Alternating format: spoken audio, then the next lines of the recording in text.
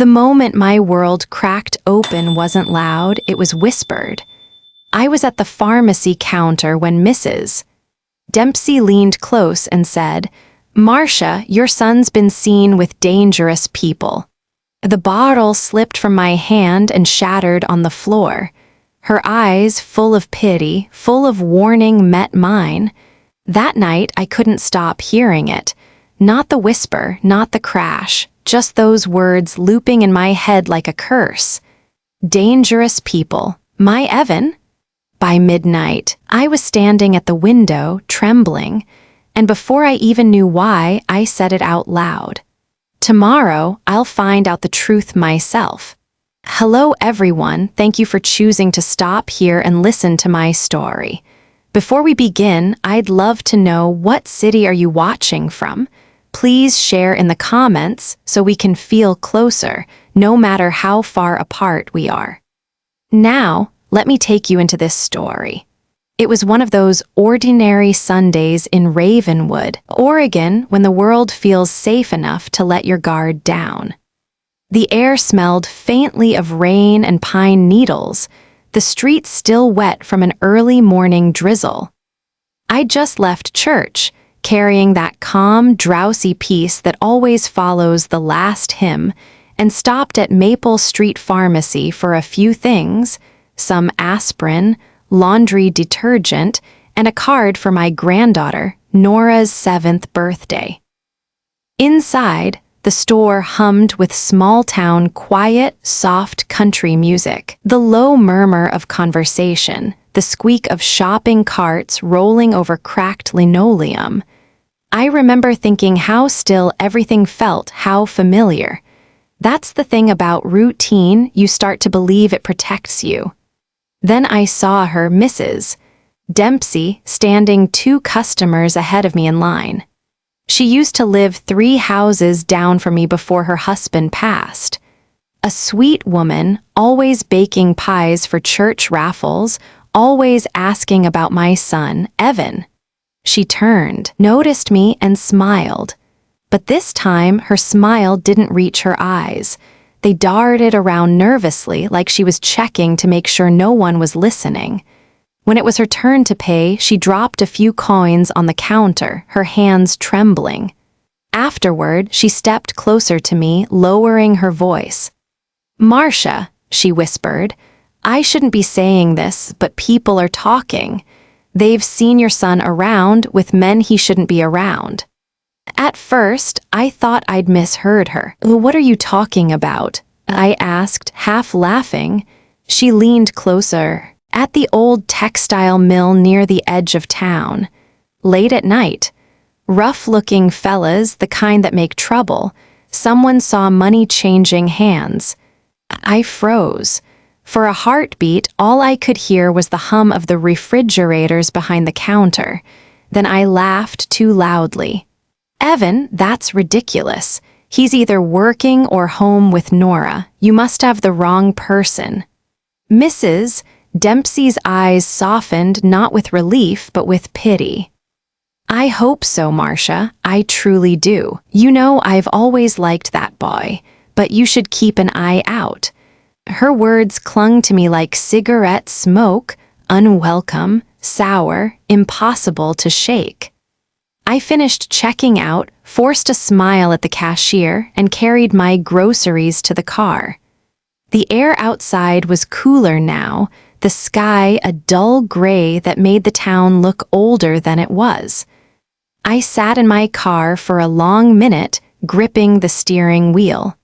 People in Ravenwood love their gossip. It's our town's favorite sport, speculation disguised as concern. Still, there was something about her tone, the tremor, the sincerity that made me uneasy. On the drive home, I tried to reason with myself. Evan was 32, a mechanic who worked 12-hour days at Thorne's Auto and Repair. He'd built a reputation for being fair and honest, the kind of man who'd fix a stranger's car for half the price if he thought they were struggling. He didn't drink, didn't gamble, didn't keep secrets, at least not that I knew of. He was also a single father, raising Nora on his own after his ex-wife, Dana, left 2 years ago. Life hadn't been kind to him, but he'd kept his chin up. No way was he involved in anything shady. Still, Mrs. Dempsey's voice replayed in my mind. They've seen your son with men he shouldn't be around. By the time I pulled into my driveway, that uneasy feeling had settled in my bones. My house sat on Maple Drive, a modest 2-story with blue shutters and a porch that creaked with every step. I'd lived there for 30 years through Evan's first steps, his teenage tantrums, and his father's funeral. It was my fortress of memory, my proof that good things last if you hold on long enough. I brought the groceries inside, but I couldn't shake the feeling that something invisible had followed me home, like a shadow I couldn't see but could somehow feel breathing down my neck. I tried to distract myself with housework. I folded laundry, wiped the kitchen counters twice, turned on the radio, but no matter what I did, her words echoed louder. Finally, I sat down at the table with a cup of tea, staring at the photograph pinned to the fridge, Evan, in his grease-stained overalls, grinning with Nora on his shoulders. His eyes, so much like his father's, were filled with light. That was my boy. The boy who used to rescue stray cats, who cried when his goldfish died, who promised he'd always take care of me. So why did my heart feel so heavy? When the phone rang, I jumped. It was Evan. "Hey, Mom," he said, his voice bright but tired. "Just checking in. I'll bring Nora over after work tomorrow if that's okay." "Of course, sweetheart," I said. "How's work been?" There was a short pause. "Busy," he said. "But good. Nothing to worry about. Nothing to worry about." Funny how that's the one phrase that always makes you worry more. After we hung up, I stood by the window, watching the street lamps flicker to life. Across the road, a couple walked their dog. A teenager biked past. The world went on as usual, but for me, something had shifted. I told myself it was nonsense. That Mrs. Dempsey had confused Evan for someone else. That gossip spreads like wildfire and burns the innocent. But deep down, beneath all my reasoning, a small voice whispered, "What if she's right?" I hated that voice. It made me feel like a traitor. I went to the kitchen sink and started washing the dishes, letting the warm water numb my hands. The sound of clinking plates was steady, rhythmic, comforting. But then, somewhere between rinsing a glass and scrubbing a pan, I remembered something. Last Thursday, when Evan came to pick up Nora, he'd seemed distracted. He'd hugged me, smiled, and said he was working on something big. I'd teased him about getting a promotion, but he just laughed and said, "You'll see soon enough." At the time, it felt harmless. Now, it sounded like a secret. I shut off the water and leaned against the counter, staring out the window at the quiet neighborhood. Somewhere, a dog barked. Somewhere, a siren wailed faintly in the distance. The longer I stood there, the louder my thoughts became. Maybe I should just stop by the garage tomorrow, I told myself. Not to spy, just to drop off lunch like I used to check on him, to ease my mind. But even as I said it, I knew it wasn't true. I wasn't looking for comfort. I was looking for confirmation. That realization made me shiver. Parents like to think they know their children better than anyone, that we can read their hearts like open books. But the truth is, no one tells you how hard it is to keep believing in someone once the seed of doubt takes root. I turned off the kitchen light. The house swallowed in shadow, except for the soft glow from the porch lamp. As I climbed the stairs to bed, I paused halfway up and looked back at the living room, the place where Evan took his first steps, where his laughter once filled the walls. And for the first time in years, I felt like a stranger in my own home. I lay awake for hours, listening to the rain tap against the roof, replaying every word of Mrs. Dempsey's warning, every flicker of unease I'd ever ignored. By midnight, I'd made my decision, quiet, firm, unshakable. Tomorrow, I'd drive by his garage, not because I believed the rumors, but because I couldn't live with not knowing. I turned to the empty side of the bed, whispered into the dark like a confession. Tomorrow, I'll drive by his garage, just to prove everyone wrong. And for the first time in a long time, I wasn't sure if I could. Morning came wrapped in fog, the kind that swallows the edges of everything familiar.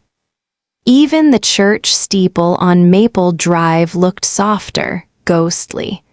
I barely touched my breakfast. The decision I'd made the night before sat heavy in my chest like a secret I wasn't ready to say out loud. By 9, I was dressed, car keys in hand, pretending I had errands to run. I told myself this was just a harmless visit, a quick drive past Thorne's Auto and Repair, nothing more. But the truth was simpler and uglier. I was going to see whether my son had lied to me. Ravenwood looked the same as always. The bakery window fogged with steam. Old men clustered around the gas station, gossiping about fishing weather. The high school marching band practicing somewhere beyond the hill. Ordinary sounds of an ordinary town. I wanted that ordinariness to swallow me whole.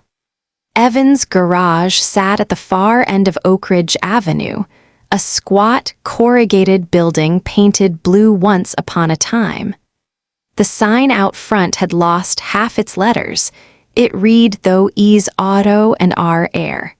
Usually, by mid-morning, the place would hum with engines, laughter, and the faint smell of burnt coffee. But today, as I slowed my car, the bay doors were closed. No sound, no light. My first thought was practical. Maybe he had errands, or maybe he'd taken Nora to school and hadn't come back yet. Then I noticed it. His truck wasn't there. Evan never went anywhere without it. A thin pulse of worry started under my ribs. I parked across the street, pretending to check my phone while scanning the lot. Empty. Only the wind rattled the loose tin sheets on the roof. Probably at dinner, I muttered, though it was barely past 10. Saying the words out loud didn't make them true. I drove around town, past the diner, past the hardware store, past the park where Nora liked to feed ducks. No sign of him. By late afternoon, clouds rolled in, the color of wet concrete.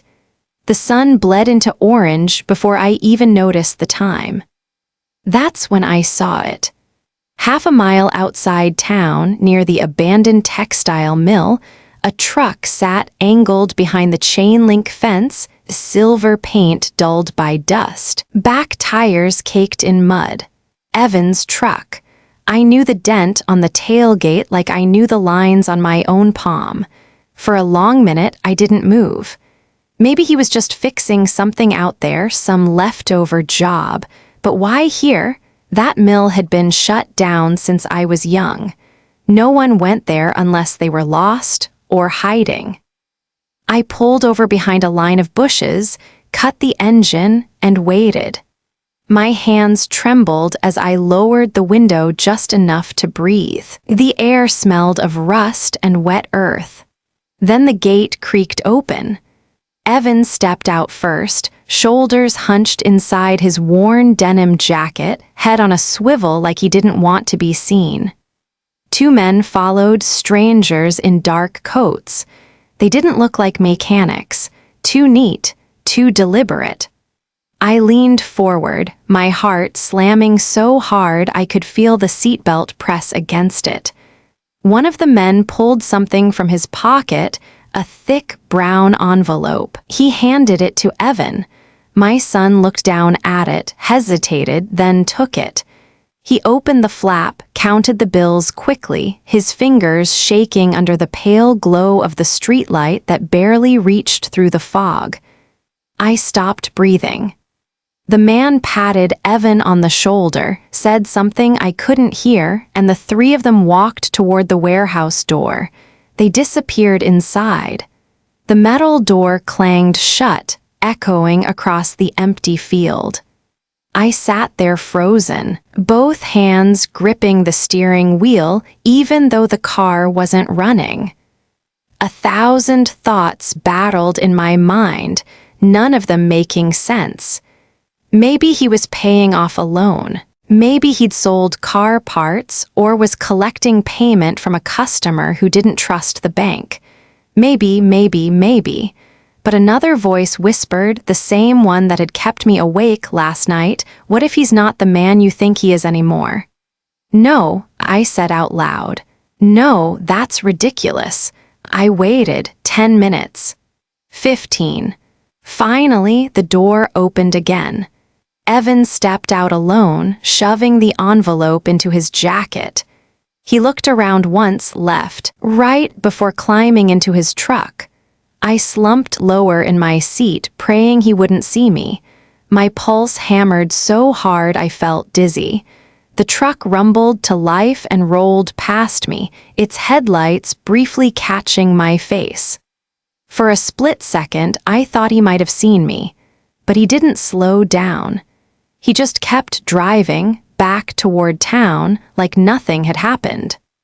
Only when the sound of the engine faded did I realize I was crying silent, stupid tears that blurred the windshield. I wiped them away quickly, angry at myself for spying, for doubting, for not being strong enough to look away. I started the car and followed the long curve of the road home. The mill shrank behind me, swallowed by mist and trees. From a distance, it looked almost peaceful, like nothing sinister could ever happen there. At a red light, I caught my reflection in the rearview mirror. My eyes were red, my mouth trembling. I looked like a woman who just buried something precious. Maybe I had. When I pulled into my driveway, the porch light flicked on automatically, washing the front steps in gold. I sat there for a while, engine idling, trying to convince myself I'd imagined it wrong. Parents don't believe in their children's darkness right away. We build stories around them instead, stories that make sense, stories that make the pain bearable. Maybe he was helping someone. Maybe those men were from a charity, or maybe he was returning borrowed money. Evan had always been kind, too kind sometimes, the sort of man who'd empty his wallet for a friend in trouble. Yes, that had to be it. I parked, shut the door softly, and carried my lie inside like it was something fragile. The house was dark, quiet. I walked into the kitchen, set my keys down, and leaned against the counter. My knees felt weak. From somewhere down the street, a train horn wailed long and low. I could still see it, his hands counting that money under the light, shaking. Not greedy, not proud. Scared. That's what froze me the most. My son looked scared. I made tea but didn't drink it. I just held the cup for warmth as if it could keep my heart from cracking open. Tomorrow, I told myself, I'll ask him tomorrow. I'll look him straight in the eye and ask where he was tonight, but I didn't. When morning came, I couldn't do it. The words sat heavy on my tongue and refused to leave. I smiled when he dropped Nora off for school, hugged him tighter than usual, and said nothing, because sometimes silence feels safer than the truth, until the silence becomes the very thing that destroys you. And as I watched him drive away, the fog still hanging low over Ravenwood, one thought burned through the haze like a warning I didn't want to hear. If I keep pretending not to see, I'll lose him either way. The morning after that night at the mill, sunlight streamed through my kitchen window as if nothing had changed. Birds chirped, the kettle whistled, and the scent of coffee filled the house, all the things that should have made me feel at peace. But beneath it all, I felt like an imposter in my own life, pretending that everything was fine. At exactly 8:30, the sound of a familiar engine rumbled outside. Evan, right on time like always. For a moment, I almost convinced myself to forget what I'd seen, to open the door and greet him like every other morning, as if last night had been a bad dream. When he walked in, carrying his usual easy smile, my heart twisted. "Morning, Mom," he said, placing a small paper bag on the table. "Got your favorite cinnamon scone, extra glaze." He still remembered. That detail almost undid me. I smiled back, though it felt like I was wearing a mask. "You didn't have to," I said softly. "Of course I did," he said, pouring himself a cup of coffee. "You raised me on caffeine and sugar." I laughed, a sound that didn't quite reach my chest. For a few minutes, we talked about simple things: the weather, the price of gas, how Nora had lost her first tooth. I watched him stir his coffee, his movements a little too quick, his eyes not quite meeting mine. There was something in the air between us now, invisible but thick. I waited for the right moment, then asked lightly, "You closed up early at the garage yesterday?" He froze for half a second, a flicker so brief anyone else would have missed it. But mothers don't. His jaw tensed before he forced a small smile. "Yeah, slow day. Figured I'd get home early for once." "Oh?" I sipped my coffee, pretending not to notice the way his voice had changed, tighter, careful. "I drove by around 5. Didn't see your truck." That got him, just a flash of surprise before he recovered. "Oh, I took it to that supply lot near the mill. Had to pick up some parts for a customer's car. You probably just missed me." The mill? He said it like it was nothing, like it wasn't the same place where I'd seen him counting cash under a streetlight. I nodded slowly. "Makes sense," I said, but it didn't, not one bit. He finished his coffee, kissed me on the cheek, and said, "Gotta run, Mom. Big job waiting. I'll bring Nora by later this week, okay?" "Sure," I said, forcing my smile to hold steady. When the door shut behind him, I just stood there, hands wrapped around a cup that had long gone cold. The smell of gasoline lingered faintly in the air, and I realized it wasn't from the car he drove here. It was from him, his clothes, his skin, and beneath it something metallic, sharp, unfamiliar. For the first time in my life, I didn't know my own son. The rest of the day passed like walking through fog. I folded laundry, swept the floor, cooked soup, all the small rituals that used to calm me, but my mind replayed that scene at the mill over and over. The envelope, the shaking hands, the fear in his eyes. I tried to push the thoughts away, but they followed me everywhere. When I went to the grocery store, I caught myself scanning the parking lot for his truck. At church, I couldn't focus on the sermon.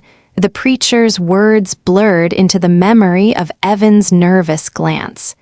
Even at night, when I tucked Nora into bed during her sleepover at my place, I saw his face every time I closed my eyes. Something had shifted between us and inside me. The next evening, he called after work. His tone was casual, but something in the rhythm of his voice felt off. He asked about Nora's new school project, about whether I needed groceries. He said all the right things, but I heard what he didn't say.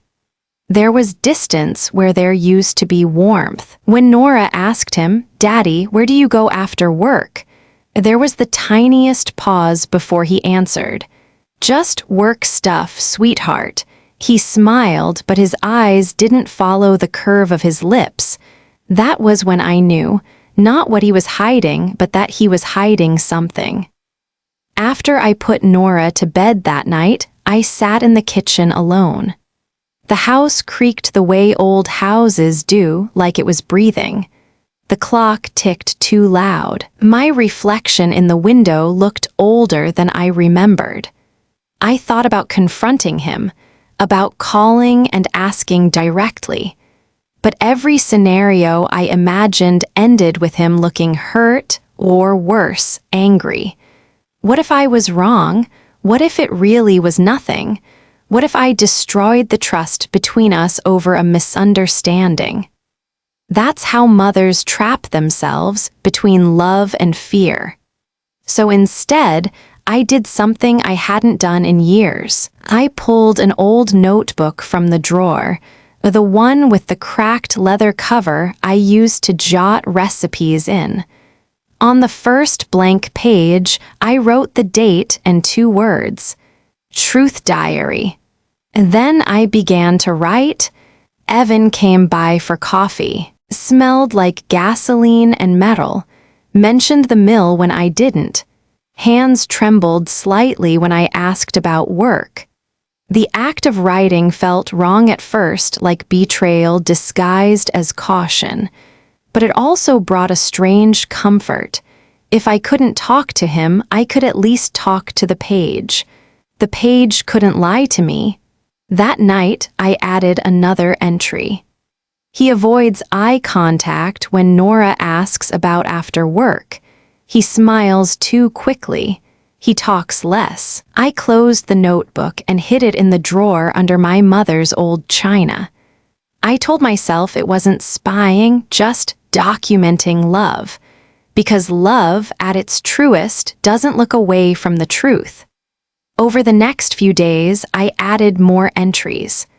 Small details at first, the long hours, the new watch I didn't recognize on his wrist, the phone calls he took outside when he thought no one could hear. Little things that didn't fit the man I knew, yet somehow belonged to the man standing in front of me. I didn't know what I was building yet, a record, a warning, or maybe just a map leading me to a version of my son I could understand again. But deep down, I could feel it, a distance stretching quietly between us, invisible but growing, like a crack in the glass of a picture frame. And I couldn't help wondering, as I turned off the lights and the house fell into silence, was I trying to protect him, or preparing myself for the day I'd have to admit who he'd really become? The next few weeks turned into a quiet kind of investigation, one I never meant to start but couldn't stop.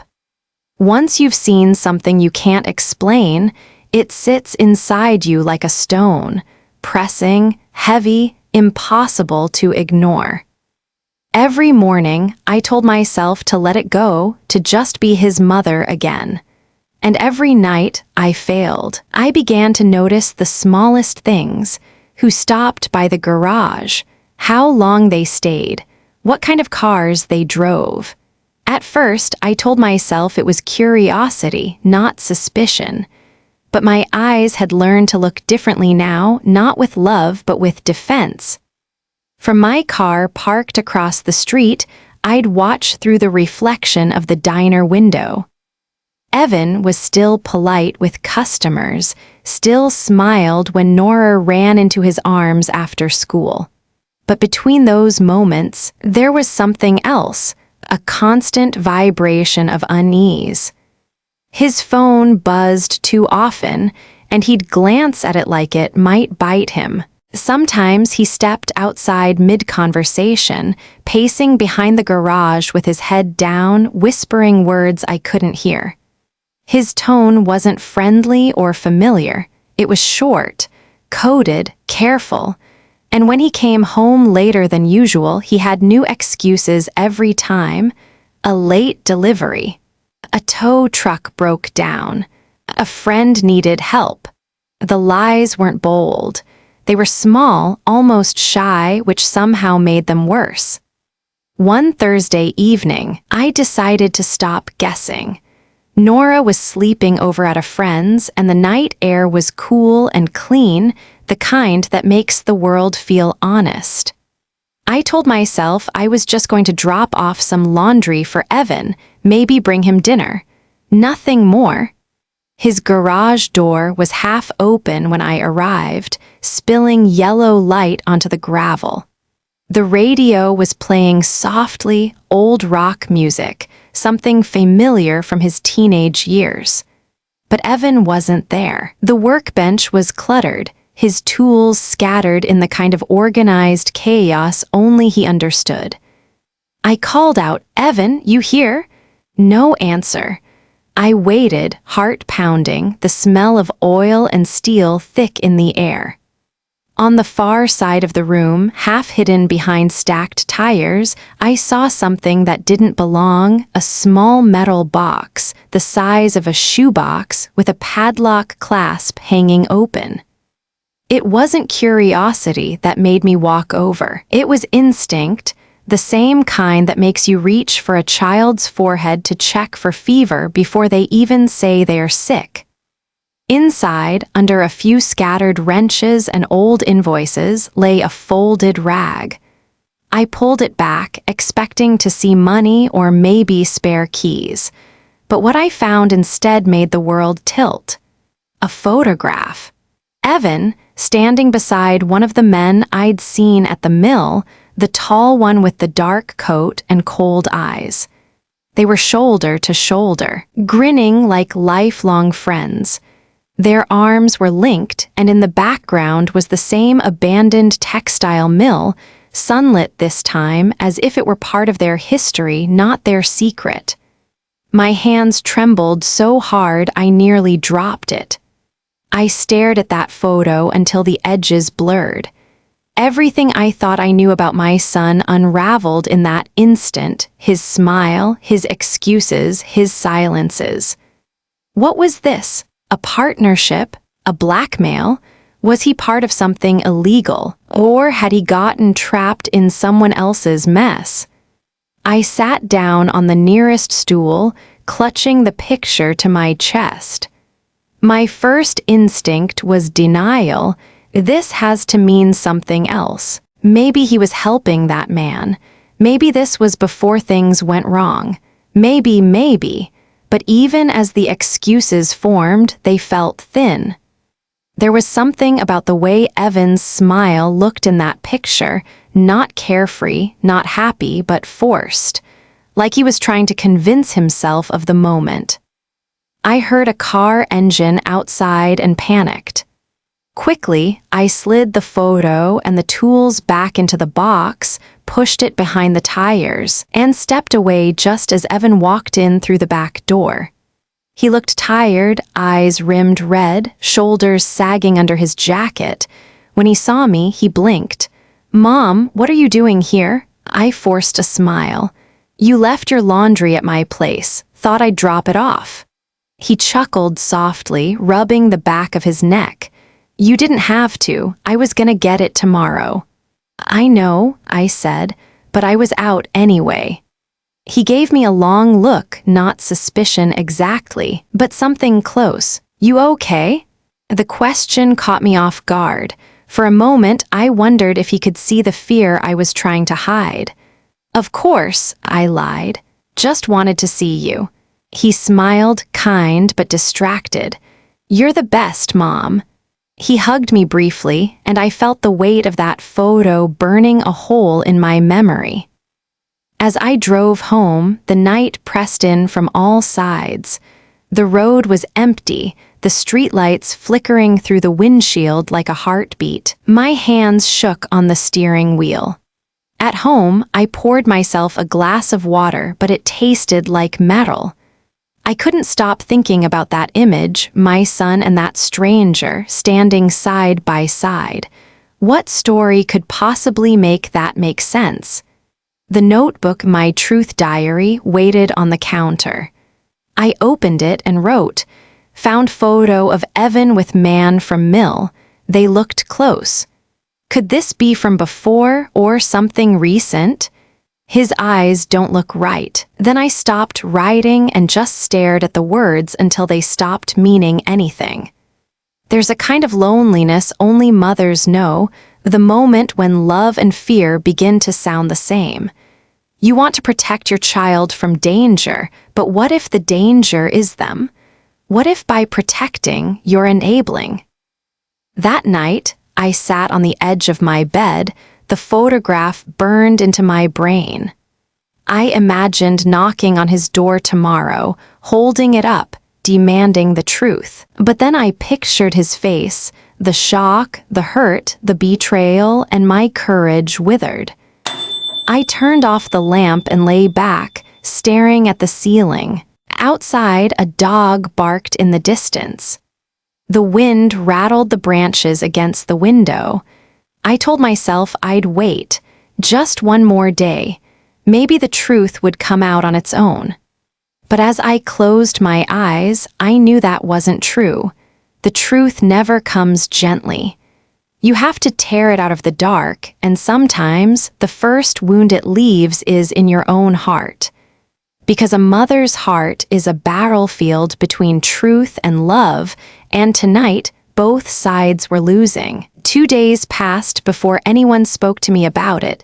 2 long, heavy days where I tried to act normal, holding my coffee cup steady while my mind replayed that photograph again and again. By the 3rd morning, the whole town seemed to hum with whispers.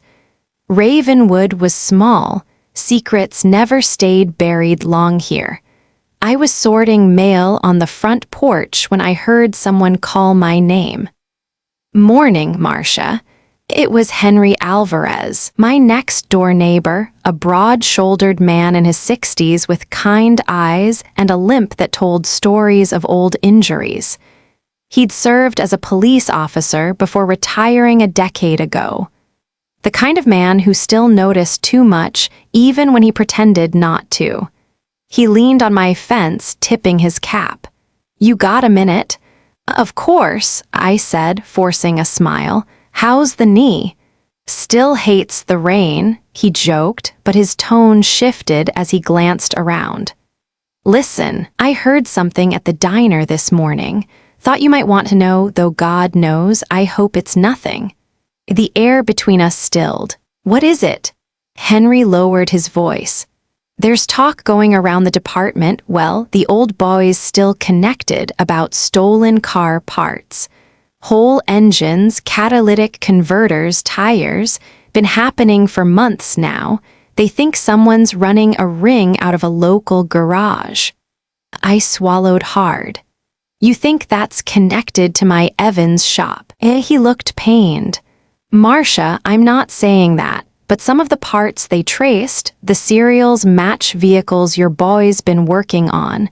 It could be coincidence, most likely is, but," he sighed, "you know how fast a rumor becomes a verdict in this town."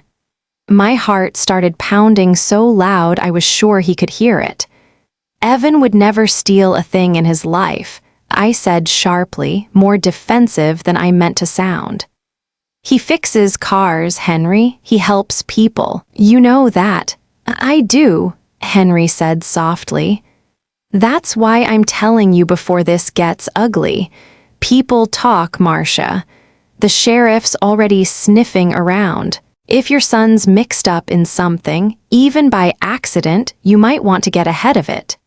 He left soon after, tipping his hat again, leaving me rooted to the spot. The envelopes of mail felt heavy in my hands. The sun seemed too bright, too harsh. I walked back inside, dropped the letters on the table, and sank into the nearest chair. For a long moment, I just sat there, my pulse drumming against my ribs. Stolen car parts, engines, Catalytic converters. The words didn't fit my son's name. They didn't belong in the same sentence as Evan Calder. But Henry wasn't the type to repeat gossip. He'd spent 30 years catching lies for a living, and he'd come to me not as a neighbor, but as someone trying to give me a warning before the world did.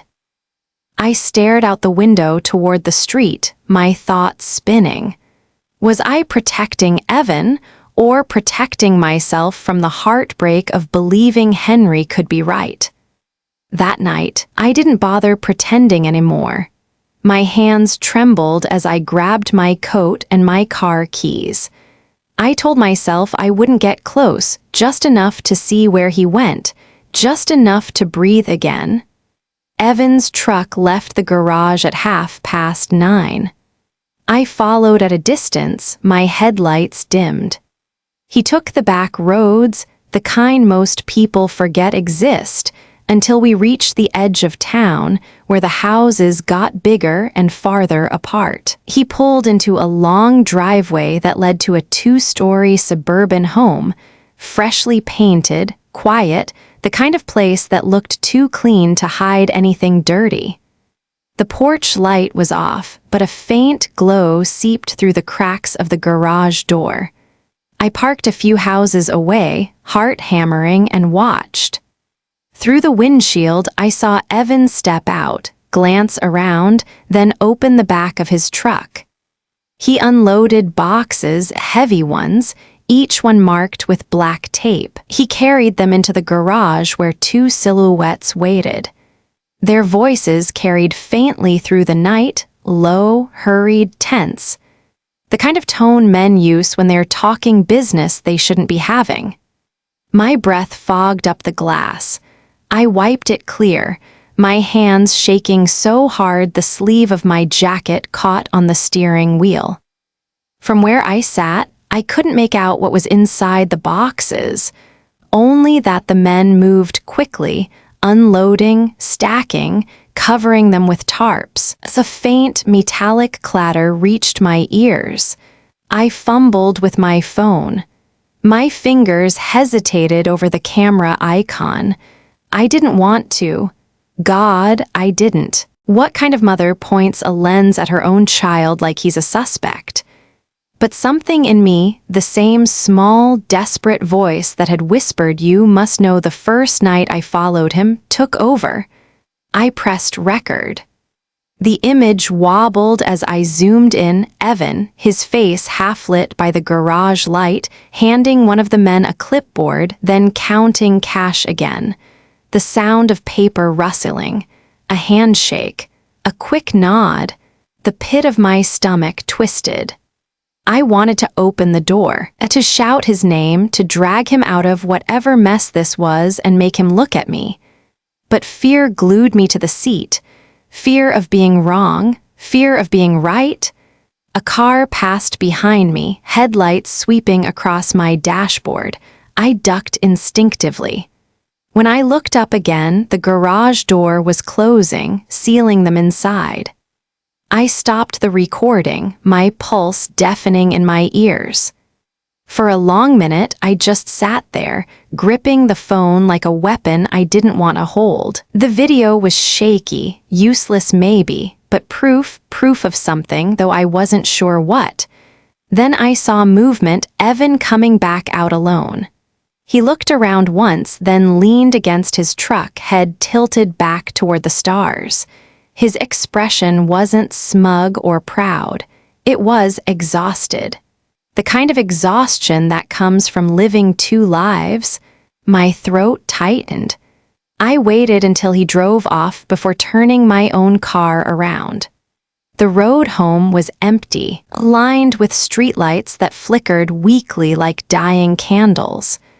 At a red light, I played the video back. The frame shook. The sound was mostly wind. But when Evan's face appeared in the corner of the screen, pale and serious, my stomach dropped. I whispered into the dark, "What are you doing, baby?" The light turned green. I didn't move.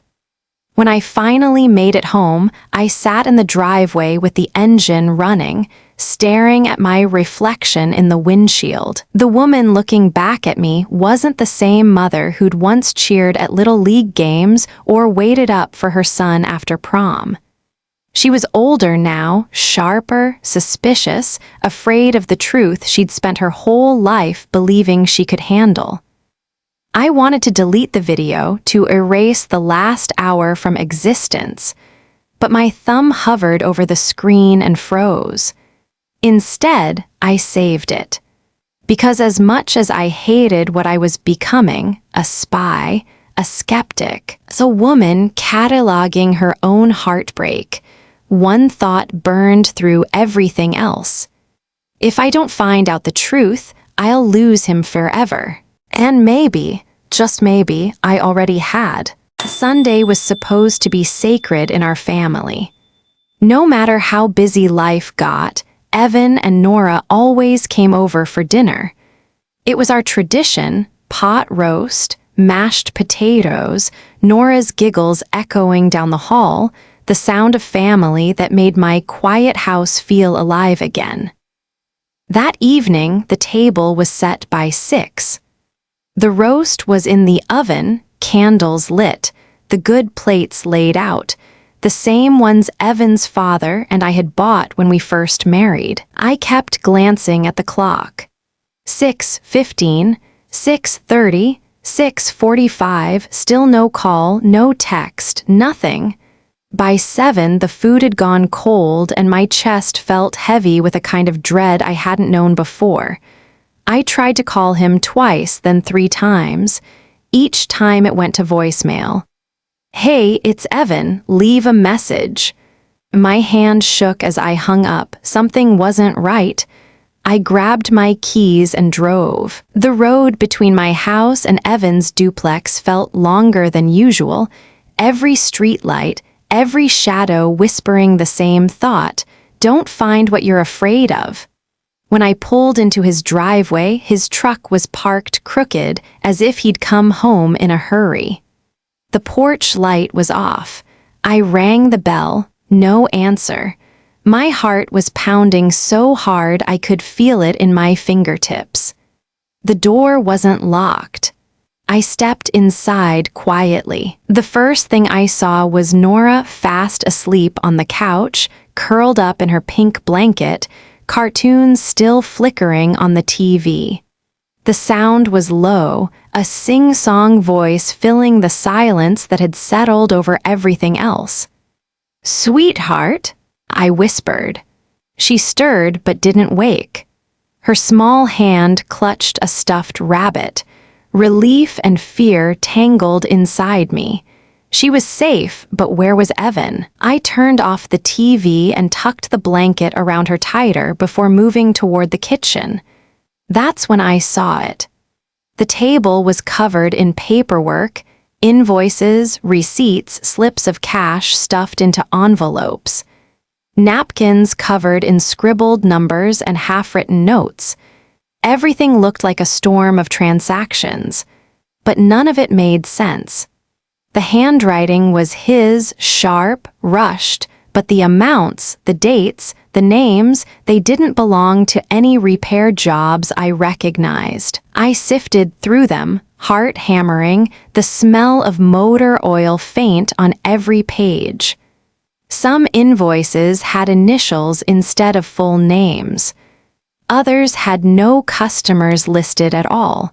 Just VIN numbers, dollar amounts, and what looked like coded references. There were also text message printouts, screenshots, maybe, phrases like, "Meet tomorrow, same place." "Drop off confirmed." "Don't call this number again." My mouth went dry. I looked around the kitchen, searching for some hint of reason, some sign that I was misunderstanding everything. On the counter, his phone charger was plugged in, but the phone itself was gone. His jacket was missing from the hook. Then I noticed something odd, a toolbox on the floor near the back door. It looked recently moved, dust scraped away beneath it. I bent down and saw the corner of an envelope tucked underneath. The handwriting on the front stopped my breath. "Mom," I sat on the floor right there, holding it like it might shatter. For a long time, I just stared at my name, afraid to open it. Then finally, I unfolded the flap. Inside was a single sheet of paper, torn from a notebook. No date, no greeting beyond the word Mom. The writing was messy, smudged like he'd written it fast, maybe even shaking. "Mom, if you're reading this, I guess something's happened. I'm sorry for the worry I've caused you. I never wanted you to hear things about me from anyone else, but I couldn't stop what's coming. I'm trying to fix it, really, I am, but I don't know if I can before it gets worse. Please believe me when I say everything I've done was for the right reason, even if it doesn't look that way. I can't explain now. I just need you to trust that I love you and I love Nora. Whatever you hear, don't stop believing in me. Evan." By the time I reached his name, my eyes were too blurred to see. I pressed the letter to my chest, rocking slightly like I used to do when Evan was a baby and wouldn't stop crying. He knew something was coming. He knew I'd find out, and still he couldn't tell me. The realization hit me like a physical blow. This wasn't an accident, or a rumor, or a misunderstanding. My son was tangled in something dangerous, and he was bracing himself for the fallout. I looked around the kitchen again, every piece of paper suddenly alive with meaning. The numbers weren't just receipts, they were evidence. The coded messages, the envelopes of cash, the late nights, it all fit together too neatly to ignore. But then came the thought that broke me completely. Maybe he'd done it for someone. Maybe he wasn't the villain in this story. Maybe he was the shield. Was he protecting Nora, me, someone else? My knees gave out. I sat on the floor, clutching that letter, my tears soaking through the paper until the ink began to blur. There's a sound a heart makes when it cracks, not loud, not cinematic, just a small inward silence. That's what filled the room. I don't know how long I sat there. Eventually, I wiped my face, folded the letter back up, and slid it into my coat pocket. I turned off the lights, checked on Nora one more time, and locked the door behind me. Driving home, the streets looked different, colder, sharper. I felt like the town itself was watching me, whispering things I didn't want to hear. When I got inside, I pulled out my notebook, the truth diary, and laid the letter beside it. Two different versions of my son sat there on the table. The one I documented with suspicion and fear, and the one who wrote this letter out of love and regret. Which one was real? I didn't know anymore. All I knew was that the boy I'd raised was in trouble, deep trouble, and he was trying to carry it alone. And maybe, just maybe, the next time I saw him, it would already be too late. I didn't sleep that night. The letter lay on the nightstand beside me like a live wire. Every time I closed my eyes, the words flashed again. Whatever you hear, don't stop believing in me. Morning came gray and restless. The town outside my window looked the same, mail trucks, barking dogs, kids biking to school, but for me, everything had shifted. I wanted to march straight to Evan's garage, hold up that letter, and demand the truth. But something stopped me. A voice, calm and cruel, whispering, "If you confront him now, you might never hear his side." So I did what mothers do best when the world spins out of control. I started paying attention. For the next several days, I tracked his movements the way he once tracked his toddler learning to walk, cautious, hidden, afraid of missing a step. I woke early to watch when he left, noted when he returned. I memorized the sound of his truck's engine as it pulled out of the driveway, the time it took before that sound faded into distance. At first, it felt shameful, invasive, even, but the letter had changed everything. Whatever Evan was tangled in, he hadn't told me because he thought it would protect me. The least I could do was make sure that protection wasn't killing him. I started asking quiet questions around town.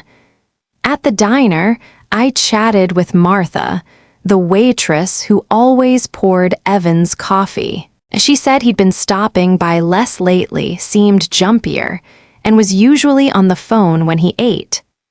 At the hardware store, the clerk mentioned seeing Evan buy more locks than usual, plus something that looked like a small recording device. Recording device. That word stuck with me. Then, one afternoon, as I left the post office, I noticed a woman standing by her car across the street, mid-30s, professional-looking, dark hair tied back, blazer over jeans. She was studying a clipboard and occasionally glancing toward Evan's garage. When our eyes met, she gave me a polite nod, the kind you give when you're not a stranger, but not quite a friend. A few minutes later, she crossed over. "Mrs. Calder?" she asked. Hearing my name from a stranger's mouth startled me. "Yes." She extended a hand. "I'm Detective Leela Hart, Ravenwood Police." Her handshake was firm, her eyes steady. "Mind if I have a word?" My pulse quickened. "Is this about my son?" Leela's gaze softened. "I can't say much, but I think it's important we talk privately." We sat in my car, the air thick with silence before she spoke again. "There's been a rise in auto part thefts, high-end pieces, resold on the black market. We've been tracking the operation for months. Your son's name has come up, but not in the way you might think." I felt my throat tighten. "What do you mean?" She hesitated, glancing around the lot before leaning closer. "I believe Evan might be working with us unofficially. Undercover, though it's complicated. We've been in contact with someone inside the ring who matches his description." For a moment, I couldn't breathe. "Undercover? Are you sure?" "I'm not 100%, she admitted. "The department's handling it quietly, too quietly if you ask me. But if he is our guy, he's helping expose a network that's been hurting people for years." I stared out the windshield, my heart torn in half. For weeks, I'd been collecting evidence like a prosecutor, videos, receipts, notes, convinced I was watching my son fall apart. But what if I'd been watching him sacrifice himself instead? The thought both lifted and crushed me. "How dangerous is it?" I asked. Leela's expression told me everything she couldn't say out loud. If he's who I think he is, he's walking a very thin line. And now that the gang's getting nervous, that line's about to snap. I gripped the steering wheel. "Does he know you're telling me this?" "No," she said softly. "And you can't tell him you know. If he's truly undercover, his safety depends on staying invisible. The fewer people who know, the better." We sat there for a long minute, the engine off, the only sound the tick of a nearby crosswalk light. "Mrs. Calder," she said finally, "whatever he's doing, it's not about greed, it's about protection. That much I'm sure of." When she left, I stayed in the car, hands trembling on my lap. The morning sun had burned through the fog, but my world felt darker than ever. Could it be true? Had I doubted a son who was risking his life for justice? Back home, I opened the drawer that held my truth diary and pulled it out. My notes suddenly looked like the confessions of someone who had misunderstood everything. Every late night, every strange message, every hidden box What if it all had a reason, a noble one? Still, a seed of doubt refused to die. What if she was wrong? What if he wasn't undercover at all? That night, I sat in the dark by the living room window, watching the streetlight flicker. When Evan's truck finally pulled into his driveway, he looked exhausted, older than his years. He sat there for a while, head resting on the steering wheel, before going inside. Something inside me broke then, not from anger, but from love too heavy to carry quietly anymore. I whispered into the dark, as if he could somehow hear me through the walls and years and silence between us. Whatever you're doing, Evan, please, just come back whole. And as the light in his window flicked off, I realized that I didn't need to confront him to know the truth anymore. All I needed to do, the only thing I could do, was watch and pray that when this was over, there'd still be a part of him left to save. For days, I lived with Detective Hart's words looping through my head like a warning I couldn't unhear. If your son's the man we think he is, he's in danger. They suspect a leak. I replayed that sentence every time the phone rang, every time headlights swept past my window at night.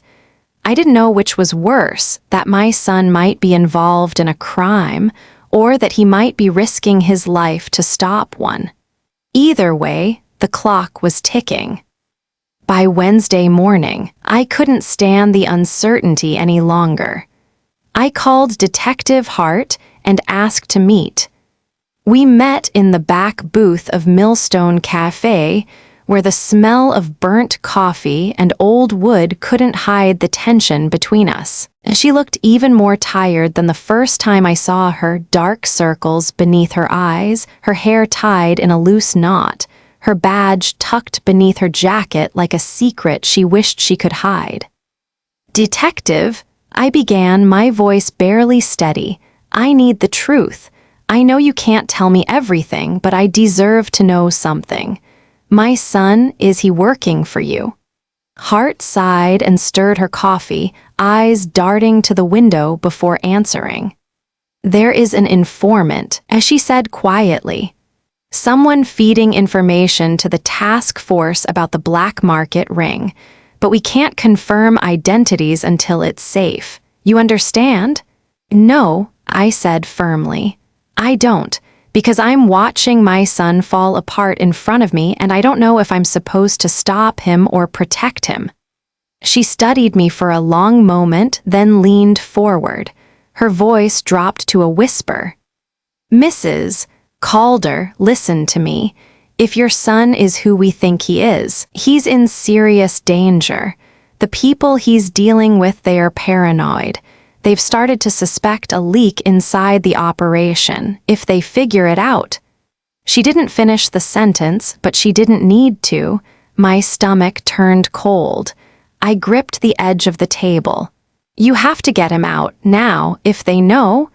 "It's not that simple," she interrupted softly. "We're still collecting evidence. One wrong move and we lose everything, including him." I stared at her, disbelief rising in my chest. "He's not evidence, he's my son." Hart's expression faltered, guilt flickering across her face. "I know, and I promise we're watching closely, but you have to trust us. Don't go near him, don't interfere. Whatever happens next, stay away." Stay away? That phrase followed me all the way home, echoing louder with every mile. But by nightfall, I couldn't obey it. The thought of Evan out there, possibly being hunted by the very people he was trying to expose, ate at me until I couldn't breathe. Around 9, I grabbed my coat, flashlight, and car keys. I told myself I'd only drive past the mill once, just to make sure he was safe. Just to see that he was still alive. The road out to the old textile mill was darker than I remembered. The building rose from the trees like a skeleton, all jagged steel and broken glass. The wind carried the smell of wet metal and pine. My headlights caught a glint of something, a truck parked near the entrance. Evan's truck. My pulse spiked. I pulled off the road, killed the engine, and sat in the dark, gripping the steering wheel until my knuckles went white. Through the cracked windshield, I saw movement, 3 shadows near the loading dock. Then I heard it. Voices, male, angry. I slipped out of the car and crept closer, crouching behind a rusted piece of machinery. The gravel crunched under my shoes, so I stopped breathing altogether. Under the faint light of a single flood lamp, I saw them, Evan, standing stiff and cornered, and the 2 men I recognized from before, the same ones from the night with the envelope. Only this time there was no pretending. The scene looked wrong, desperate, explosive. "You've been talking, Evan," one of them snarled. His voice was low but clear. "You think we wouldn't find out?" Evan's shoulders tensed. "I don't know what you're talking about." "Cut the act," the taller man said.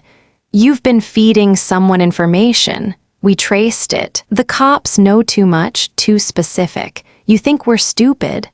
My heart felt like it might tear through my ribs. Evan shook his head, his tone calm but strained. "You're paranoid. I haven't said a word." The shorter man stepped closer, jabbing a finger into his chest. "Then prove it. You bring the next shipment yourself tomorrow. No middlemen, no texts. You mess up once, we'll know you're the leak." Evan's jaw clenched. "Fine." The taller one leaned in, sneering. "And if you try to run, we'll make sure your little girl pays for it first." That was the moment something inside me broke. I stood up before I even realized it, adrenaline roaring through my veins. "Stop it!" I screamed, my voice slicing through the night like glass. "Leave him alone." The 3 men froze. Evan's head whipped toward me, eyes wide, a mix of horror, disbelief, and something that looked almost like heartbreak. "Mom?"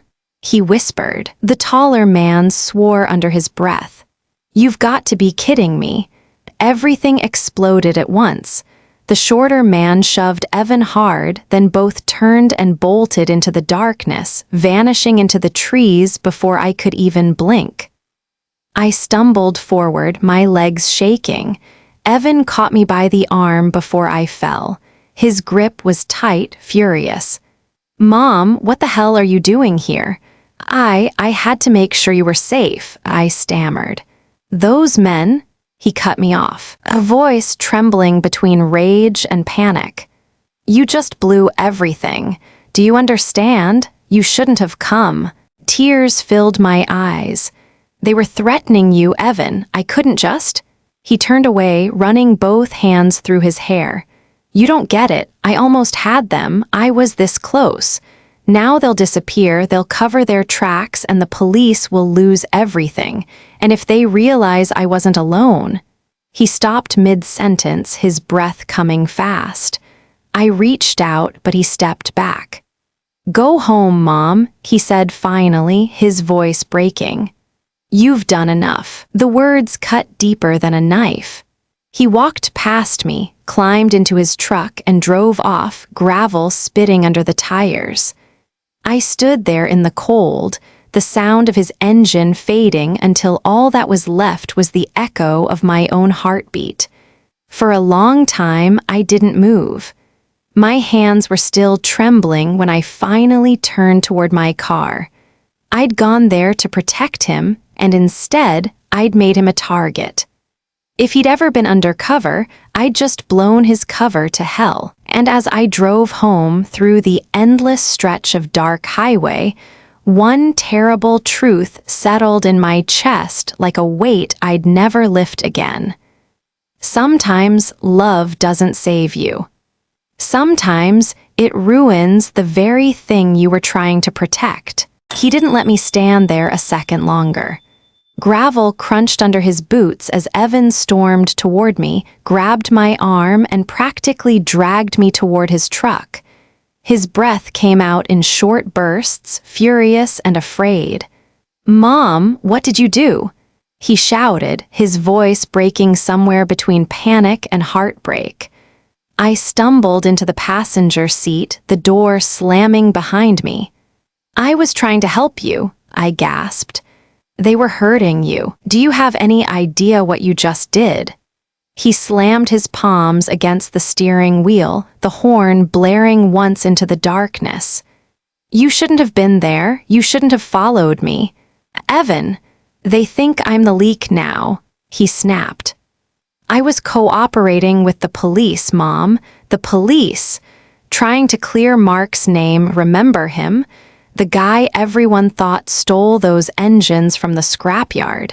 He didn't do it. I knew it. I got close to the people who did those men at the mill, and I was feeding information to Detective Hart, but they started to get suspicious.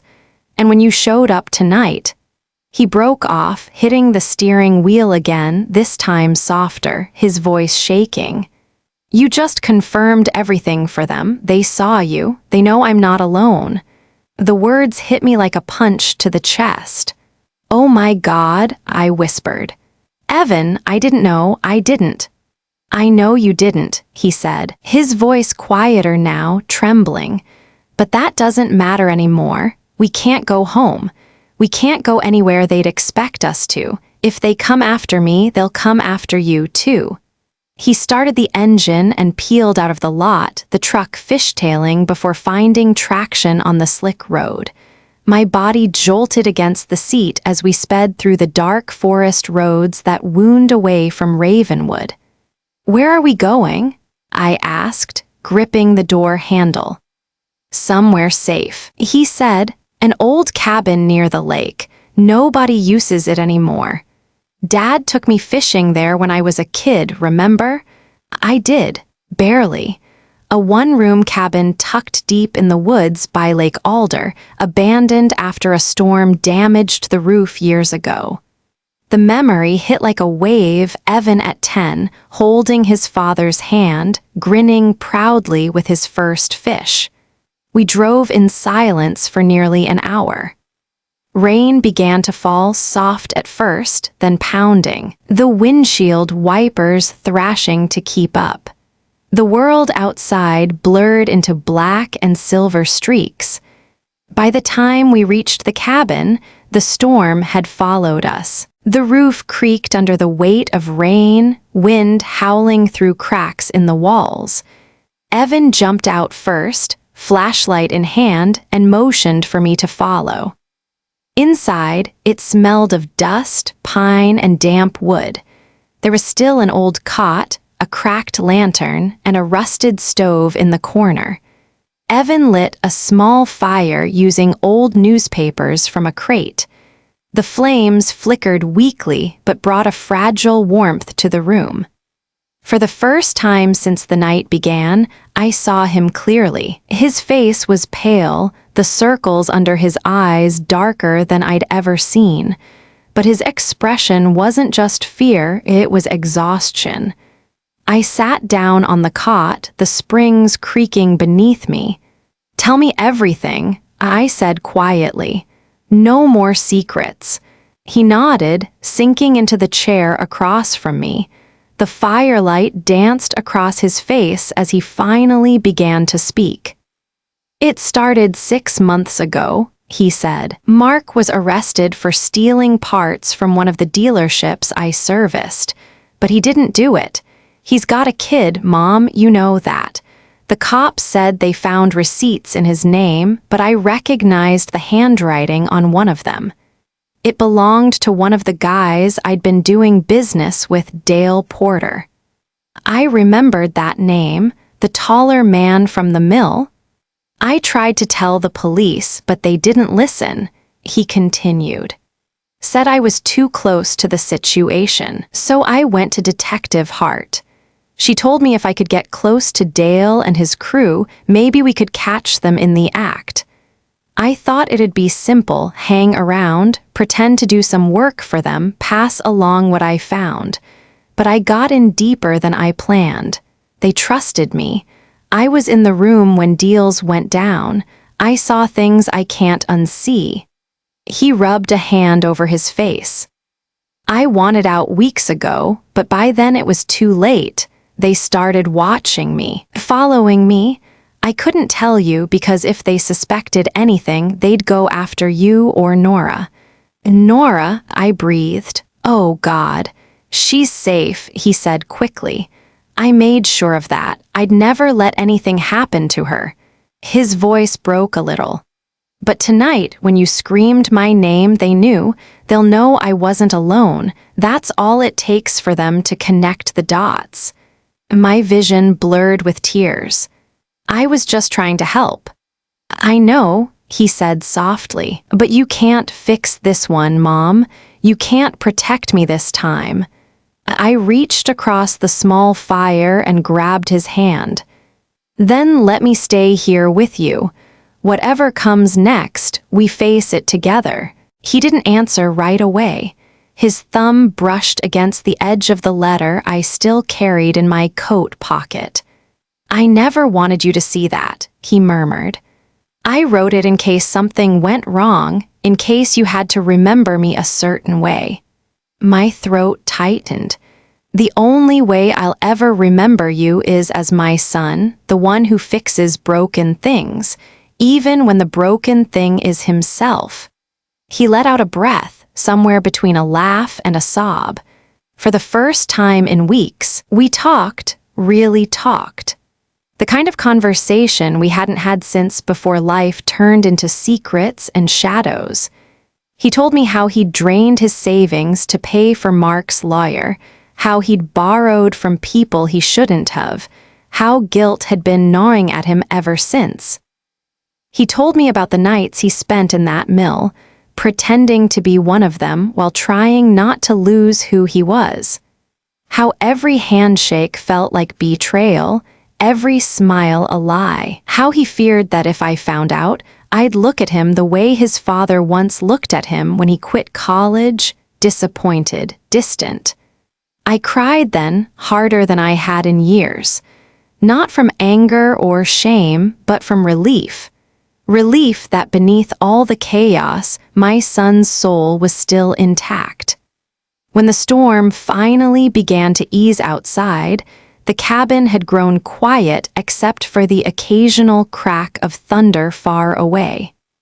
Evan had fallen asleep in the chair, his head tilted toward the fire. I watched him, my chest aching with both pride and terror. He wasn't a criminal. He wasn't lost.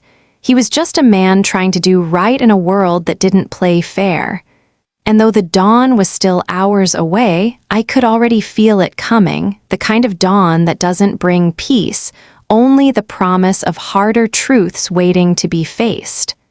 I whispered into the half-light, the words barely leaving my lips. We'll get through this, Evan. Whatever comes, we'll get through it. But deep down, I knew the storm wasn't over. It had only just begun.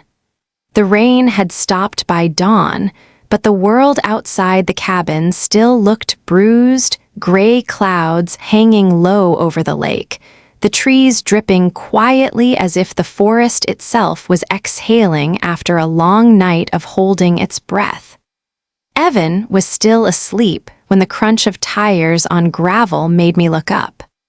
A dark SUV pulled into view, its headlights slicing through the fog. For one heart-stopping moment, I thought the men from the mill had found us. But then I saw the woman who stepped out, trench coat, hair tied back, badge glinting at her waist. Detective Leela Hart. She raised a hand, cautious but calm. Mrs. Calder, she called, her voice steady against the morning chill. It's over. You can come out. Evan stirred awake at the sound, blinking in confusion until recognition hit him. Then relief flooded his face so fast it made him look like a boy again. They got them? He asked. Hart nodded, stepping closer. We did. The mill's been raided, the operations dismantled. Your recordings helped us get a full confession from Dale Porter and the others. You did good, Evan. I felt my knees go weak. All the sleepless nights, the whispers, the lies, all of it had led to this single, fragile moment of peace. Evan let out a shaky laugh and rubbed his face. Guess I can finally breathe again. Hart's eyes softened as she looked at him. You did more than that. You cleared your friend's name and gave this town back a little piece of its integrity. You should be proud. He looked over at me. It wasn't just me. Hart followed his gaze and smiled faintly. You raised a stubborn one, Mrs. Calder, stubborn in the right ways. I managed a tired smile. He gets it from his father. The rest of the day blurred into paperwork, statements, flashing lights. They drove us back into town, where everything looked the same but felt entirely different.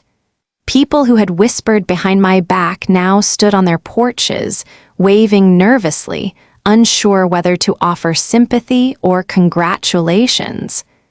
Word travels fast in Ravenwood, faster than truth sometimes. By evening, everyone knew what Evan had done. They called him brave, a hero. The newspapers printed his photo beside headlines about the Ravenwood car ring bust. But I didn't see a hero when I looked at him. I saw my son tired, haunted, and trying to piece himself back together after months of pretending to be someone else. That night, we sat on the porch of his small house. Nora was asleep inside, the faint glow of her nightlight flickering through the curtains. Evan held a mug of coffee between his hands like it was the only thing keeping him grounded. Do you think people can forgive me? He asked quietly. For what? I frowned. For letting it go this far, for not trusting you, for making you see me that way. I reached over, resting my hand on his arm. Evan, forgiveness isn't the point.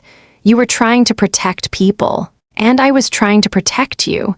We just didn't know we were standing on the same side.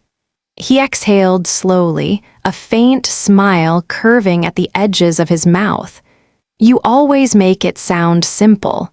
It's not simple, I said. It's love. We sat there in silence for a while, listening to the crickets return after the storm. The town had quieted down, the chaos replaced by an almost sacred calm. But even in that peace, I could feel something deeper shifting inside me, an understanding I'd never had before. Being a mother isn't about having all the answers. It's about having the heart to face the questions, even the painful ones. The next day, I went to the police station to give my formal statement. Detective Hart thanked me, her tone softer than before. Your persistence helped us see what was really happening, she said. Most parents would have looked away. I smiled sadly. Oh, detective, I tried to look away. That's the worst part. I didn't want to see. She nodded like she understood. Maybe she did. When I stepped back into my house that afternoon, sunlight was streaming through the kitchen window. It illuminated the small things that once seemed so ordinary, the stack of unpaid bills, the chipped coffee mug, the faded photo of Evan holding baby Nora on her first day home. Every piece of it felt sacred now, and then came the soft sound of little feet running across the hallway. Grandma, Nora's voice rang out like birdsong. She barreled into my arms, curls flying, her tiny fingers wrapping around my neck. Hi, sweetheart, I whispered, pressing my face into her hair. Did you miss me? She nodded seriously. Daddy said you were helping him fix something big. I smiled through tears. Yes, we did a lot of fixing. She leaned back to look at me, her wide brown eyes searching mine. Did Daddy fix everything? I hesitated because how could I explain that some things never really get fixed, only understood? But she was 5, and 5-year-olds deserve peace, not complexity. Yes, I whispered, brushing a curl from her cheek. He fixed more than you'll ever know. That night, after tucking her in, I sat alone by the window, watching the quiet town lights twinkle against the dark sky. People might call what happened a crime story, a scandal, or even a redemption arc. But for me, it was something else entirely, a confession. Not Evan's, mine. Because in my fear of losing him, I almost forgot what love truly is, the kind that doesn't demand perfection, only honesty. The kind that stays even when trust has been shaken. The kind that learns to see the truth not as betrayal, but as the bridge back to understanding. I thought about the whisper that started it all, the one that made me doubt my son. And I realized that sometimes the real test of faith isn't believing in miracles. It's believing in the people we love, even when the world gives us every reason not to. As I turned off the light and let the house fall into darkness, one thought lingered. Some storms destroy, others reveal what's worth saving. And on that quiet night in Ravenwood, I finally understood which kind ours had been. The seasons turned slowly in Ravenwood as they always did. The dogwoods bloomed pink along Main Street, the air softened with the smell of rain, and life somehow went on. But we weren't the same. None of us were. Months had passed since that night at the mill, and though the headlines had long faded, the memory still lingered, quiet, persistent, like the echo of thunder after a storm. The town had forgiven, even celebrated, but forgiveness doesn't erase what happened. It simply allows you to breathe again. Evan sold his old garage and opened a new one on the other side of town. He called it Calder Auto Works, simple, honest, his name right there on the sign. No secrets, no shadows. He hired Mark, the friend he'd risked everything for, as his co-manager. The first time I walked into that bright new space, it smelled of fresh paint and motor oil, the scent of clean beginnings. There were open windows now, real sunlight. No hidden boxes behind the tires, no coded phone calls, no shame humming beneath the walls. Just the sound of laughter, the scrape of tools, and Nora's voice calling out, "Hi, Daddy," whenever she visited after school. And that was the difference. Transparency, freedom, and peace, though it was a peace we had to earn, one trembling inch at a time. Sometimes when I drove through town, people would wave or stop to chat, their smiles carrying a mix of curiosity and respect. They still whispered, of course, small towns always do, but now the whispers were gentler. They called him brave, they called me strong. But inside, I knew strength wasn't what had carried me through. It was love. Messy, terrified, unrelenting love. At night, when the house was quiet, I still dreamed of that night by the mill. The rain, the shouting, the headlights slicing through the dark. I'd wake with my heart pounding, reaching for the memory of Evan's hand gripping mine in the aftermath, the moment everything shattered, yet somehow held together. Forgiveness isn't forgetting. It's understanding the story you didn't know before. Evan and I had spent years living parallel lives, close enough to touch, yet miles apart in truth. Now, we talked more than we ever had. Over coffee, over late dinners, about everything and nothing. He told me about the guilt he'd carried, how it had eaten at him quietly until he almost forgot who he was. And I told him about my fear, how I'd mistaken protection for control, love for suspicion. We didn't say I'm sorry anymore. We just lived it every day in the small ways that matter most. A call in the morning, a hug before leaving, a shared silence that no longer hurt. Detective Hart stopped by the garage once in a while. She and Evan talked shop, occasionally laughing about how he'd almost ruined her career by going rogue.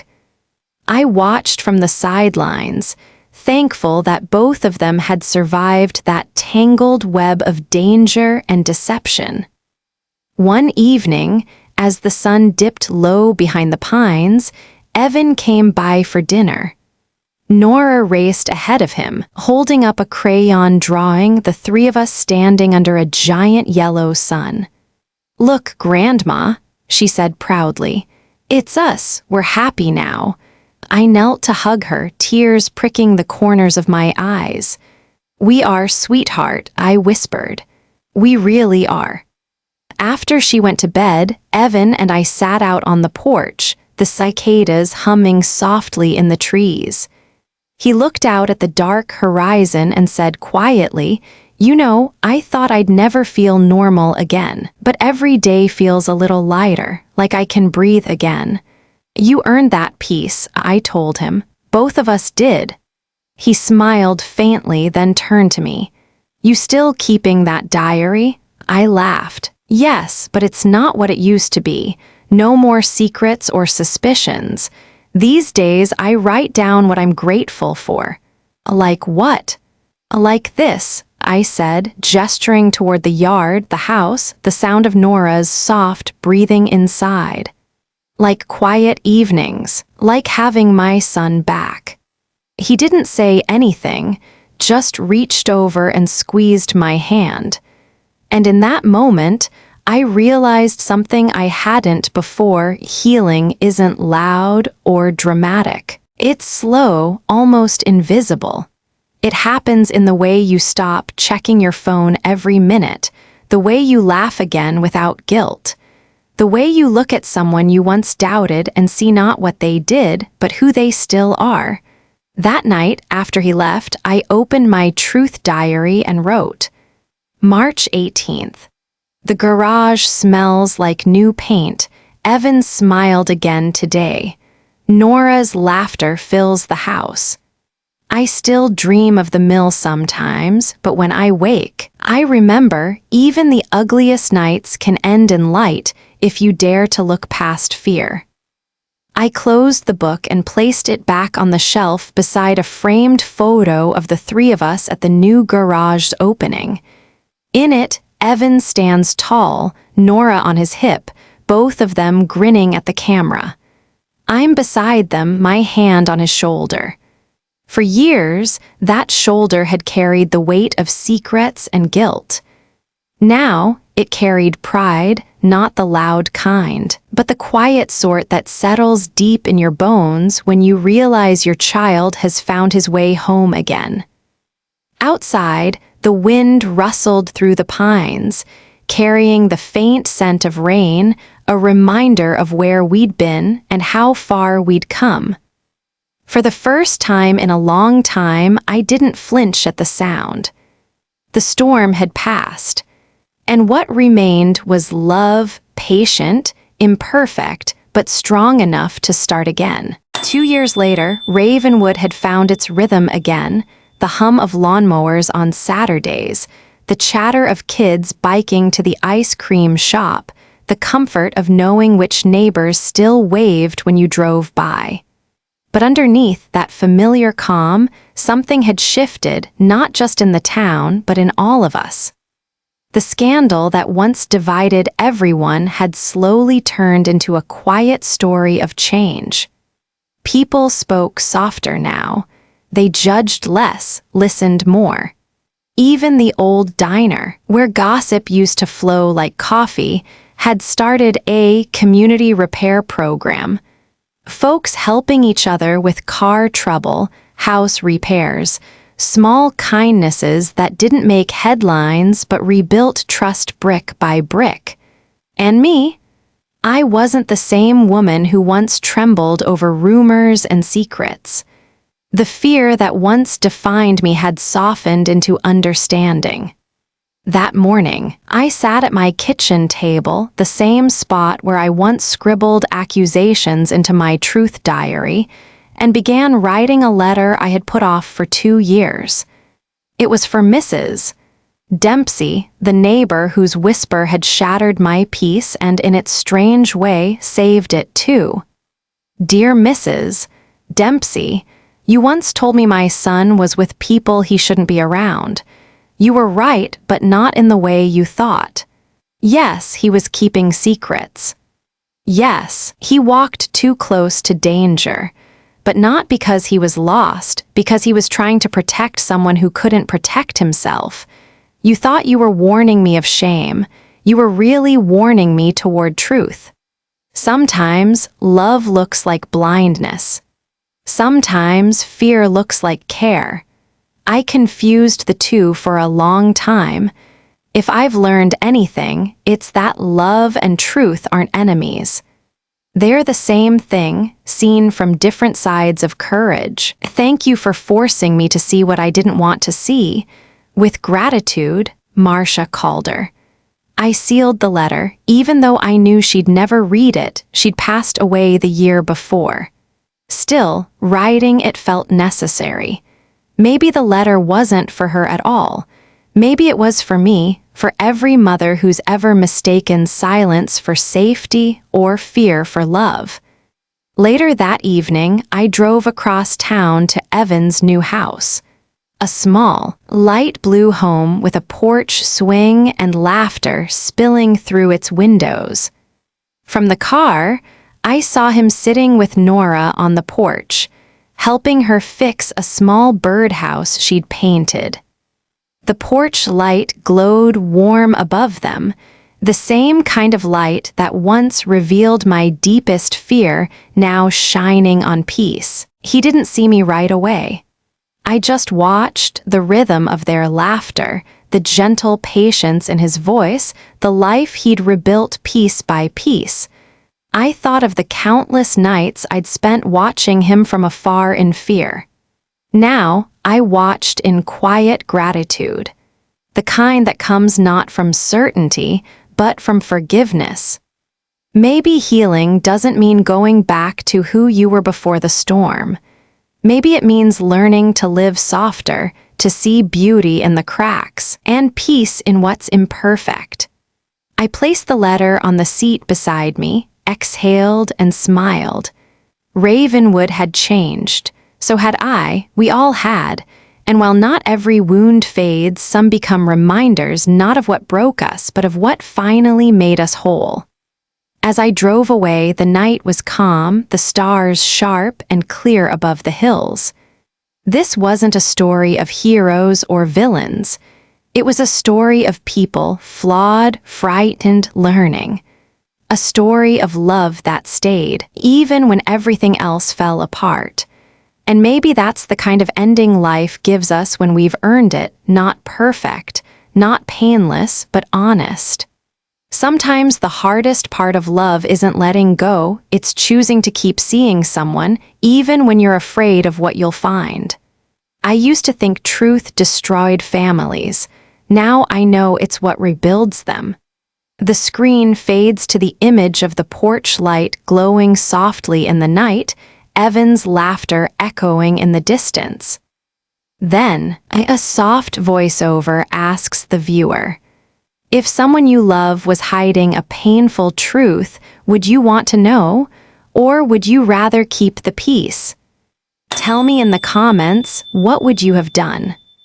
If this story touched you, don't forget to subscribe, share, and remind someone tonight that forgiveness is also a kind of courage.